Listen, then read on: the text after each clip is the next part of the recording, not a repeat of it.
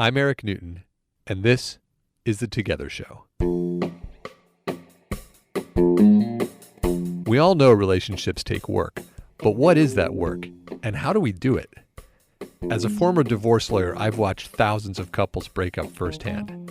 Having seen the worst in relationships, I decided to try to help couples stay together. So on this show, we talk to real couples and find out what love really looks like. Our relationship and any of the challenges of that relationship are just more opportunity to go deeper into that own journey ourselves. And we're constantly doing that.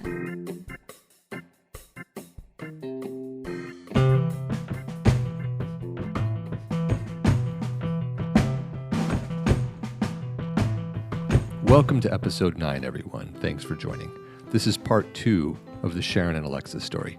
We're trying something new this week. In an attempt to shorten our episodes, we're splitting interviews in half. So this is the second installment of one interview. If you haven't heard yesterday's episode, you should probably go back and listen because it will give you more context for what we're talking about today. Now, to refresh your memory, yesterday Sharon and Alexis discussed how they decided to become business partners even though they're mother and daughter and they're best friends, and none of that seems the least bit odd to either one of them. Today, they're going to tell us about what it's like to have fights in the context of a mother-daughter business partnership. So with that, let's go to Sharon and Alexis. Okay, so now that we have your history out of the way, the foundation of the relationship, I want to turn to fighting, where the rubber meets the road. Oh, we're such bad fighters, too. We are. So, what do fights look like in your relationship? We are similar in that we get very worked up quickly. We're very passionate. Passionate is such a nice term for that, Mom. We scream, we scream at each other. Everyone else in the family would say we push each other's buttons in a way that no one else does. And that probably was true even before we were in business together. We don't fight very much, but when we fight, it's pretty explosive. We hang up on the phone and we yell and we apologize quickly, though. We don't like being mad at each other very long. We feel really terrible about it. So we have this these big explosions, and then we both recover very quickly. So we both have very similar styles in terms of we explode, and then we want to just apologize and be loving and move on. And we've noticed from our relationships with other people in our lives that not everyone operates like that. Some people need a full day to recover. We can be kind of mean, and then an hour later, be out for the night together. I'm fascinated by this, and I want to understand it better because I'm the slow recovery type. Because it takes a lot for me to get angry, and then when I do get angry, it's meaningful to me, and I get hurt both by the things the other person is saying and by the things that I say. I hurt myself in the saying of them, and then I need some time to let it go and recover. And I really admire the people who don't take themselves so seriously in the way that it sounds like you two are able to do. So how do you recover how do you let it go so quickly? We don't believe it. Yeah. Part of we don't believe some of the things we say about or to the other person. We don't believe the other person means it either. I did at one point, as the more they're having more intensity happening because we had a lot more critical things going on, that we would have more fights, and I started feeling that it was actually dangerous.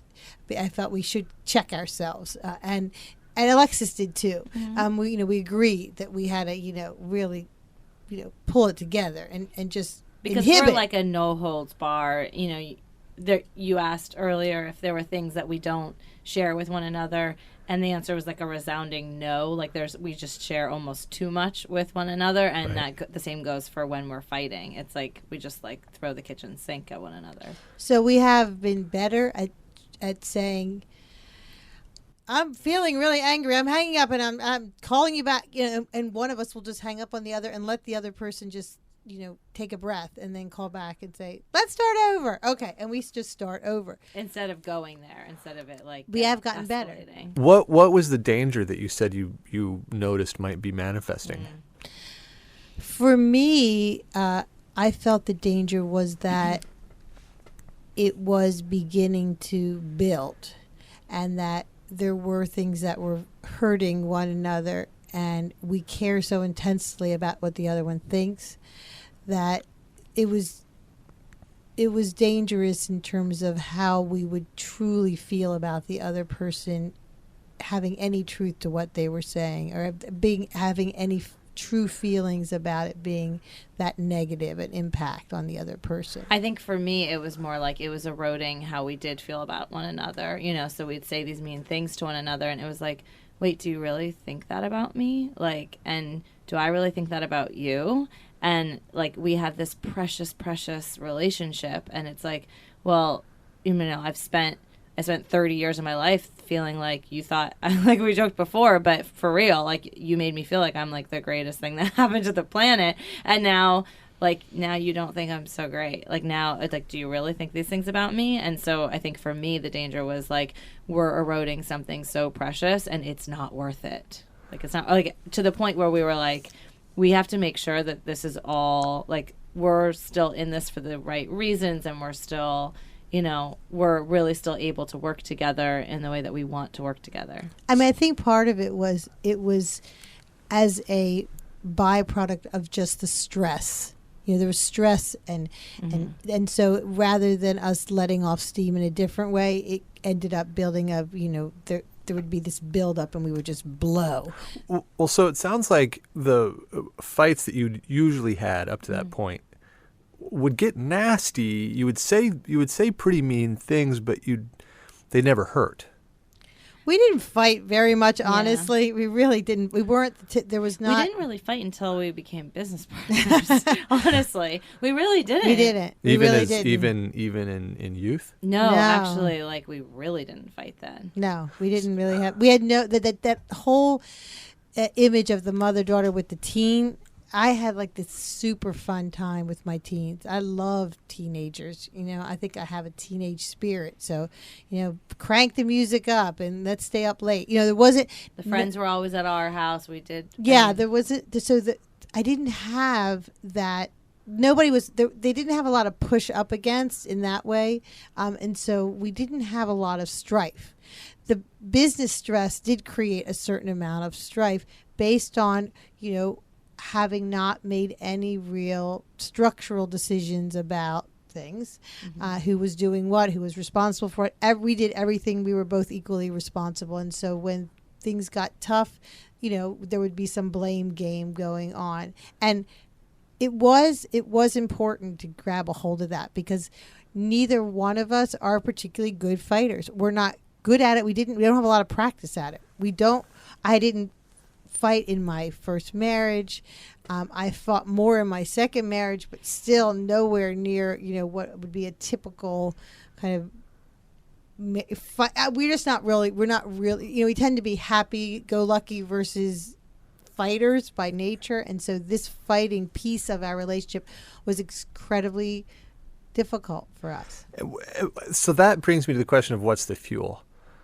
It seems to me like the fuel that drives that bursting forth of anger that we refer to as a fight is always some sense of something is at stake, something's at risk. There's a danger, there's some kind of a fear. And then the fight or the anger is just the reaction to that, the intolerability of that missing.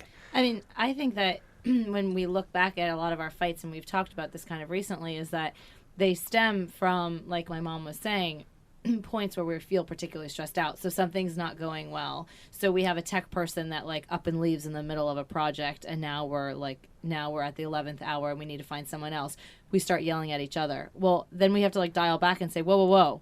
Neither of us did this. Neither of us want this. We're freaked out right now, but like now we have to work together on this instead of just getting freaked, instead of yelling at one another, which, I mean, so I think a lot of, to answer your question, a lot of what it is just like business stress that we're easy targets and an easy outlet. Business stress. So like something is going seriously awry. Something's going wrong, and Yeah. and the result is going to be a bad thing that we don't want. Yeah. Like the project fails or the business isn't, They're when you look back on them, they're quite minor, but at the time they feel quite serious. And if you don't have a system in place of how you recoup from something like that, it would end. We would end up.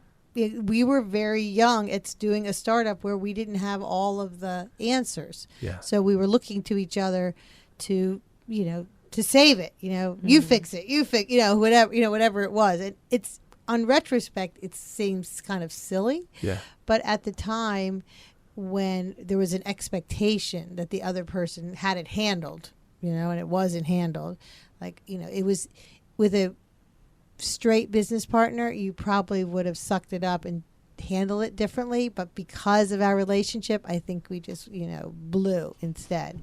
And it was actually quite a good learning experience. It's certainly, for me, it made me revisit how I want to be in the world with everyone, not because, with Alexis, she gave me the luxury of being my worst self. Right. Mm-hmm. And I don't want to see that person too often. Yeah. So, and yet when you get to act out with a person where you do feel unconditional love, it does help you, I think, to then really reconsider how you want to treat that person. Yeah. And for me, it was, hey, we got to work on this. We got to really not say things that are hurtful, even if we just mean them for a moment in anger. Well, for some people, fights can be risky because they could lead to a breakup. Right. Was that ever a possibility with the two of you? There was a brief moment. There was a brief moment where I worried that the business could endanger our relationship. And I felt like I needed to step away and think about if we could make a change or not, because I didn't want to sacrifice our mother-daughter relationship over the business, as important as the business feels. And so I think it was it was like a week or two where I really wanted to take some time and think about whether there was that risk that was worth taking. Alexis really got mad at me. I couldn't, because I thought the answer would be like, no, of course not. Like, we would then never stop doing. Like, we wanted to do this. We're doing this. Like, it got bad. We were fighting a bunch right before this happened, but that would never mean that we weren't going to do it. It just meant that we were in a bad fighting space. But for her to actually say, like, you know what? Maybe this isn't working. It was like, what? Like, you can't. No, like. Did it feel like an abandonment or a betrayal? Totally.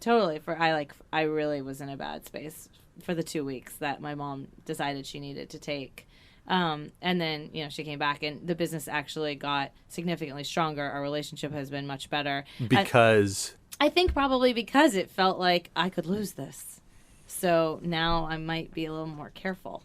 Right. And I don't know what makes you more careful, but thanks. The one thing that we haven't mentioned is that we were traveling together for a week of every month. Right, to New York. To New York. So we were spending literally 24/7 together for an entire week of every single month. And given that, we fought very little. I mean, we really had so much fun. There was one plane ride home I can remember. I know my mom's laughing because she knows.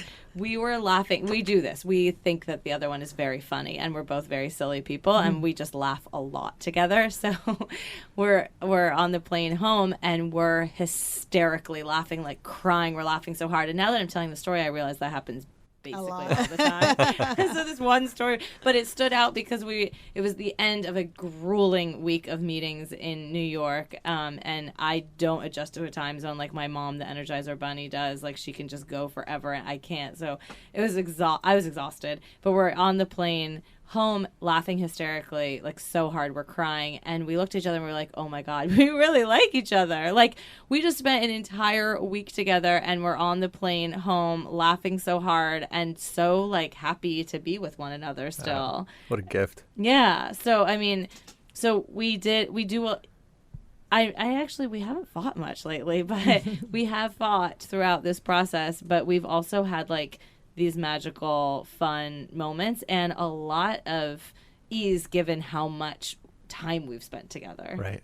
How do you express these ups and downs to your clients, given what it is that you are teaching?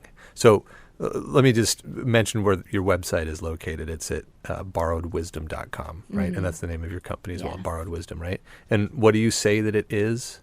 So we aim to inspire and empower people to live a life they love, and we create online courses and interview series to basically teach people how to manifest whatever their hearts desire. So love, more financial abundance or freedom, a new job, whatever they want. And we call it Borrowed Wisdom because it's really what we teach is an integrative process. We take from the best teachers that we have found in our own personal growth journeys. And it's like we bring all the puzzle pieces together. Got it. So that's what we do. So how, through the lens of that kind of work, yeah.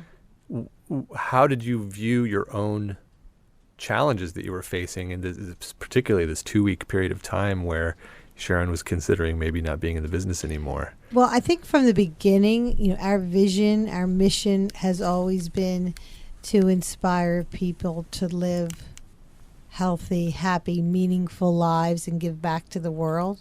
That's it. And a meaningful, fulfilling, healthy life has ups and downs.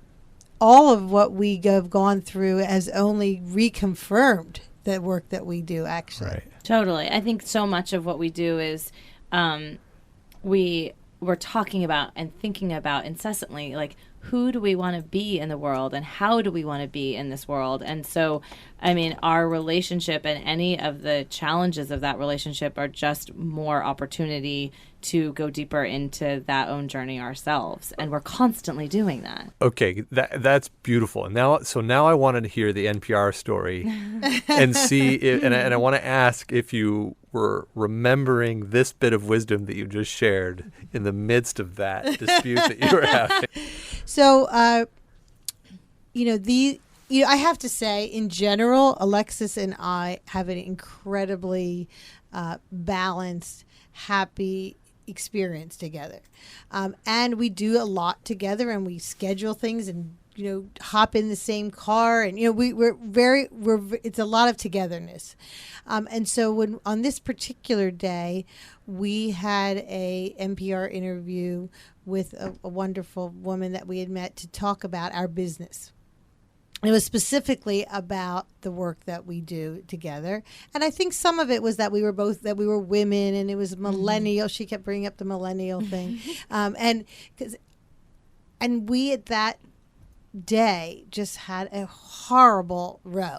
I don't know what we were I can't remember. about. I can't remember. Row seems too tame given what you were talking. Was it a row? No, we were really fighting. We were bad. We were really mad. And we We were drove. really We were mad. really mad. Like, we were both blasting mad. the music so loud in the car on the way there so that like we couldn't hear each other scream at one another. and we were driving, both saying, we should cancel this. I don't want to be in the same room with you. That kind of mad, right? like we should just turn around and drop you off.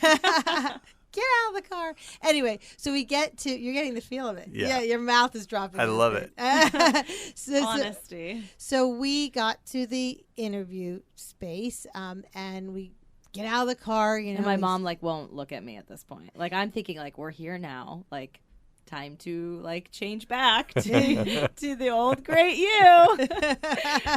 But she won't look at me, and I'm like, oh God, this is gonna be ugly. And we go into the place, and we sit down, and they're testing the mics, and the interviewer, we're very polite to the interviewer, and Yeah, I'm trying. So I want to take a picture to put in our like private Facebook group of a lot of our coaching clients, and I like think it's gonna be so fun. I'm gonna take this picture and like also post it on social media, show people that we're like doing this interview. This is good for us. And my mom like won't even let me take a picture of us like in the headphones smiling. It's like just pretend to be happy. She won't do it. And now we're talking like kind of under our breaths, but they're testing the microphones, and so like we're not being that nice to one another, and they're testing the mics, and it's like God and knows I'm saying what they they're heard. testing the microphones, like because she's like, come on. Yeah. Anyways, then the interview begins, and it was like you could just like feel the mad energy melt away because the interviewer was asking us questions about our business, and we both love our business and we both care about the business so much, and we both really care about each other. And so the interview is going on, and I can feel like, okay, now we're like getting into it. This is good. And we're looking at each other answering the questions so sweetly, like we're doing better. My mom's in a better place, thank God. And at one point the interviewer asks my mom a question. Was it about working with me? Yeah, it was about the mother-daughter. Yeah, about like the mother-daughter thing, working together. And my mom starts to like tear up, like she's gonna cry. And the truth is that my mom doesn't cry. I mean, really, literally. I cry at weddings. I think I shared this with you, Eric. Like, she cried at my bat mitzvah, and I was like, "Oh my God, she loves me! Like, this is good. Like, she really loves That's how me." you knew. It was the moment I knew. I'm Mom. not a crier. I mean, I cry at happy things, but I don't. I'm not. That's not the way. But I got so emotional because when the interviewer, and obviously she did a good job of really talking about this amazing, good fortune of working with your daughter and how she can see this relationship. She just like went off, and all I could think about was really how fortunate we are to have this relationship, and whatever it was that we were mad at each other. And it wasn't like I was the only one mad. Alexis was real mad at me too. She just flipped the switch quicker, Yeah, that's true.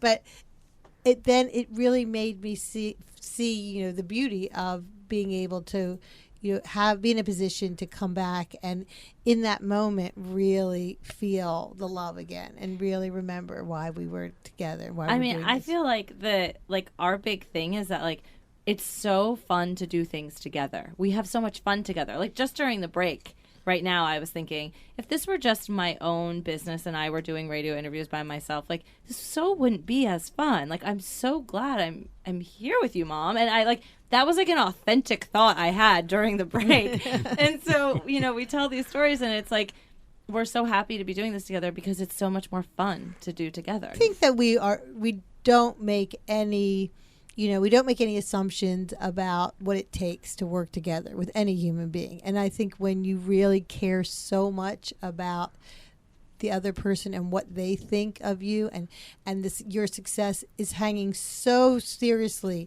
on the success of someone that you really do care about their success, maybe even more than your own, it really sheds a different light on the work. Well, that sparks something that you mentioned earlier, Alexis, which was this idea that your mother had raised you to believe that you were the greatest thing that had ever happened to the planet, I think is how you put it. Okay, that might be hyperbole, but yeah. That you were exceedingly wonderful. Yes. And then there was a moment when you were fighting when you started to think, whoa, well, maybe she doesn't think I'm so wonderful. Maybe that belies everything I'd heard growing up. And I'm curious about two things. One, did that start to crack a little bit of the foundation of your identity in some ways, for better or for worse? I can imagine that maturing you.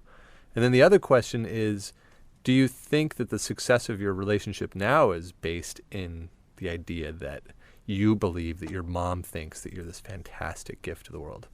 Okay. Well, first, I think that people who are close to you are often mirrors of you in some way. And so, and your relationship with them through your relationship with them, sometimes you can get clearer about, or often, hopefully, you're clear about who you are, right? And different parts of you emerge within that relationship. And so I don't think it necessarily cracked or belied anything that I felt before. I think she does feel like I'm great and wonderful. I do think that she reflected back to me some things that I would want to work on myself anyway, and that I know to be truths about me at the end of the day. Like, I'm self-aware enough to know these things. So the fact that she might have been pointing them out, like, it was just her really mirroring back to me truths that I already knew. Alexis is actually much better at accepting and identifying and being willing to acknowledge when she's called out on something. Much better than I am. Much better. It's true. My mom, so yeah, I think that, but it's true. I'm gonna roll with this. Started this as a compliment. But and this isn't anything bad, but my mom really likes things wrapped in a bow. Like, she likes things to look pretty.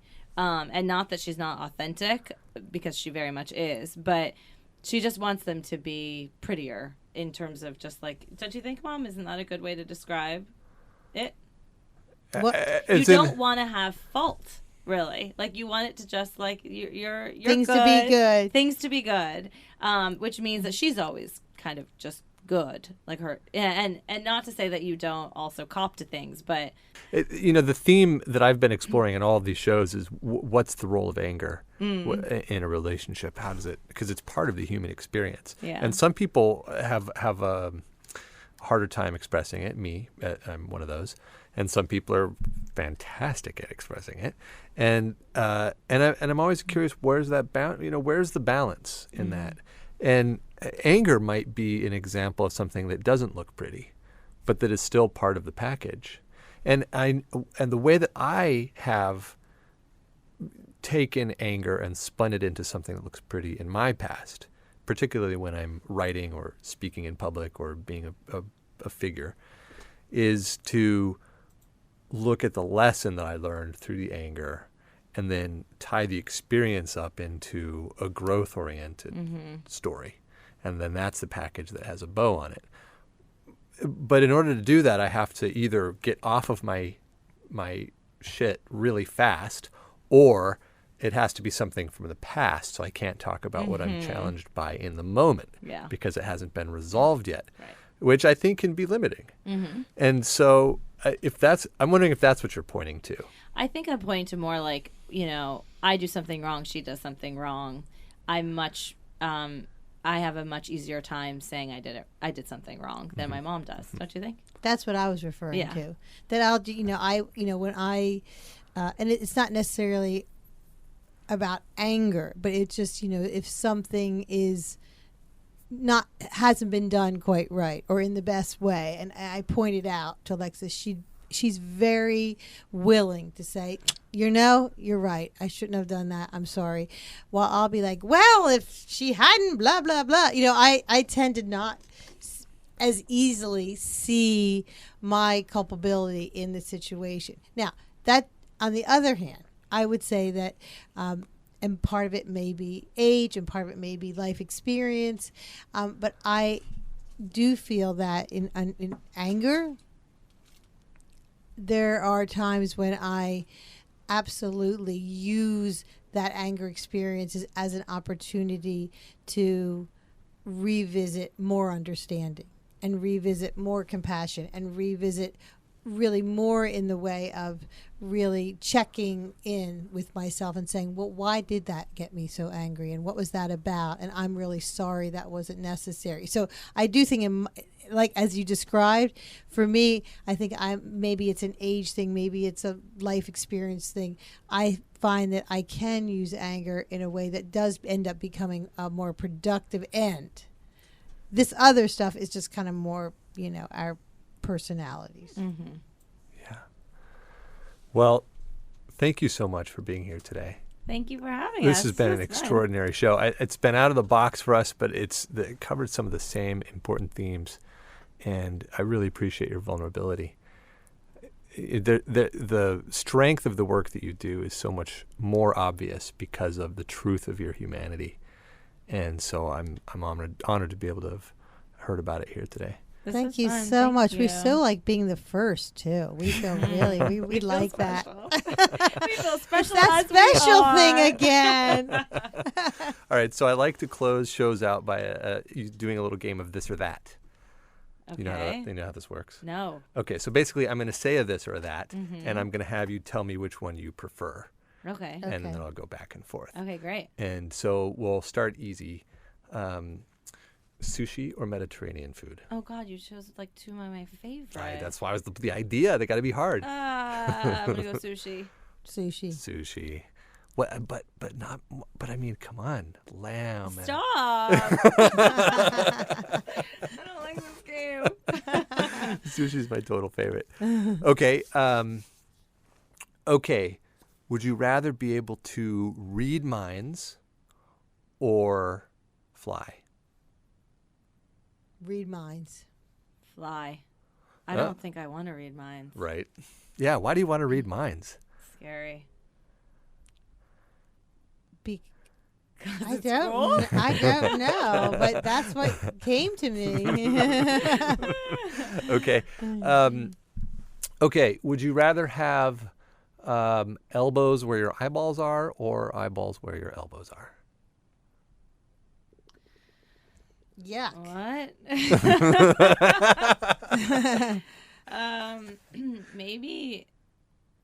Oh, and we're like still human, like we're still supposed to be like normal. Oh, this is a lawyer, right? This is a lawyer. There's gonna that be wants lots like specification. To the I'll go with question. the eyeballs on the elbows. Yeah, me too. I guess. Yeah. Why? I don't know. But do I get like do I get like two sets of eyes that way? I don't know. I need more specifics. I can't answer this question. That's the genius of the game. Is there's no details beyond what you've been told. Eyes on the elbows, and I'm gonna contend that then I get eyes on my eyes. On your eyes also, yeah, not necessarily. Well, yeah, I guess because of the way this question was phrased, that's how I would go about it, you know. Because of the way the question was phrased, the alternative is elbows on your eyes. Right, which is not good. Which, yeah, and so that would mean that the first option definitely is 4 sets of eyes, or 2 sets of eyes. For sure. 4 total. Yeah. That's like Okay. You just asked, do you want superpowers or do you want to look like a freak? That was really the question. Yeah, I know. I'm glad you unpacked that because I just sort of threw it out there. Okay. It was a mixture of questions from the past. Okay, Isn't this just a game? Nothing is just a game, but everything is just a game. Exactly. Okay, so here's the second to last question. Enlightenment or $1 billion? Enlightenment. Oh, God. Oh, you're the first person who's ever thought for a second about that Well, question. because I thought maybe if I had $1 billion, I would have time to get enlightenment, so I could get both. Right. I mean, That who was the wouldn't want to be thinking. enlightened and rich? Right. But maybe if I'm, right. Yeah. Yeah, okay. Yeah, that everybody jumps for enlightenment. Yeah, because they're on this show and they feel like they have to. Yeah, well, do they? I mean, can No, because $1 billion does not guarantee enlightenment. It does not guarantee enlightenment. But if that's you're true. enlightened, you don't care about the $1 billion. What I wonder That's is if a true. personality can be enlightened. I think that I think too much about these questions. Like, well, am I enlightened, but I'm like living on a street corner with that's like where I'm going. Well, that's the I don't whole think I'm good Eckhart at Tolle this game. thing. Yeah, I'm not good at this game, I don't think. All right, well, here's the last question. Okay. Hopefully it will Or maybe stump I'm you. too good. Maybe you're too good, right? The last question is, if you had to either live forever or die in the next 5 minutes, which would it be? Oh, forever. Live question. forever. Yeah, you two are optimists. What are you? I go back and forth on this one. Whoa, I can't even Really? imagine thinking about that one. Yeah, Like, that's like a no-brainer. I go back and forth. On the one hand, it's clear to me that it doesn't matter either way, because I am blissed out by having experience, whether it lasts for 5 more minutes or 5 trillion infinity.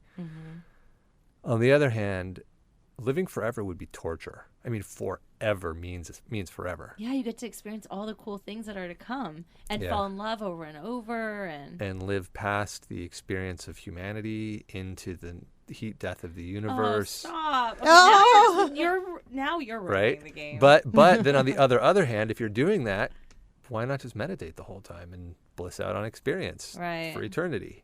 Thank you for the existential crisis. But then you're going to be sitting out in this vacuum of space. Who knows if you feel pain? Like, what if you can still feel pain in your living Then you for kill eternity? yourself. But you can't. You're Because living the forever. question- okay, well. So you feel me now? It's a tough one, and I also don't want to die in the next 5 minutes.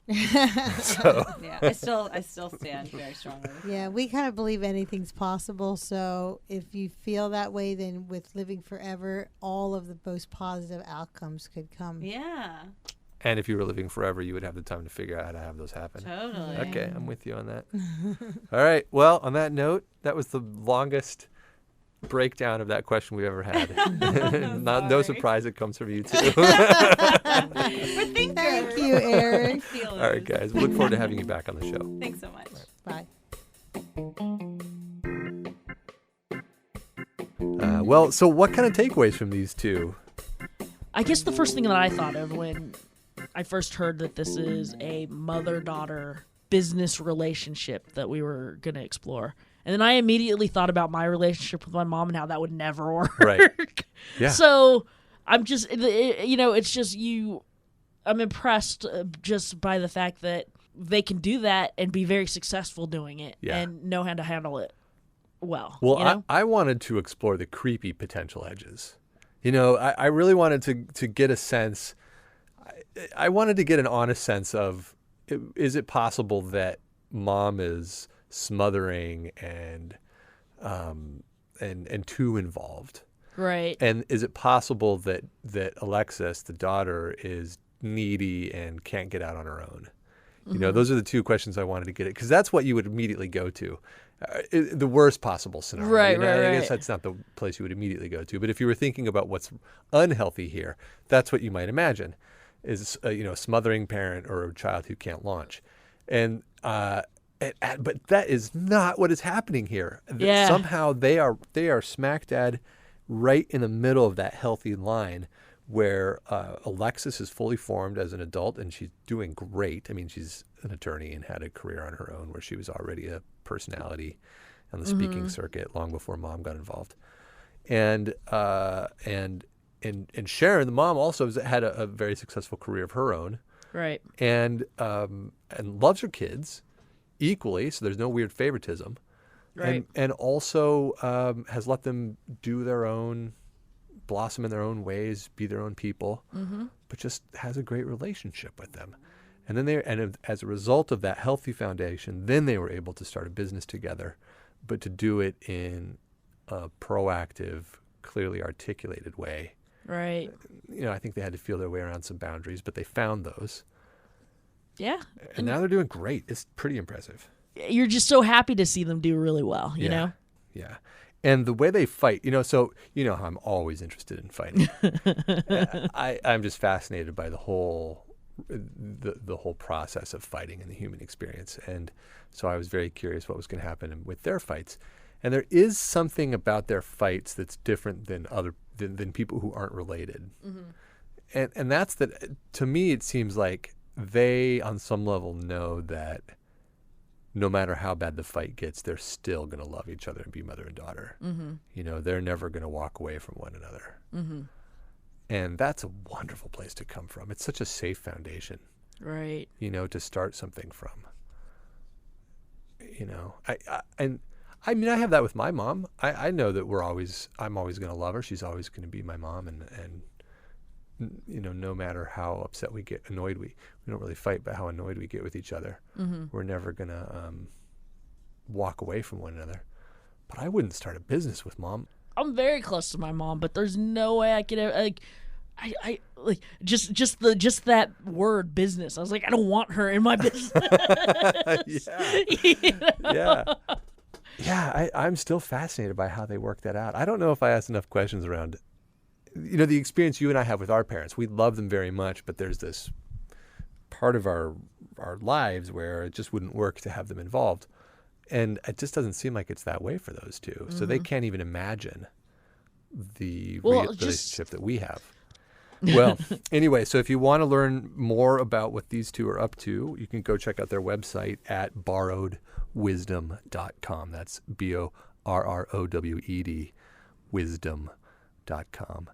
And they have lots of free interviews that you can listen to, and they host regular expert summits on various topics, and you can sign up and attend those summits, almost all for free. And of course, I think they have some paid courses as well, but definitely worthwhile checking out those guys are the real deal, as you can see from the relationship that they've created with one another.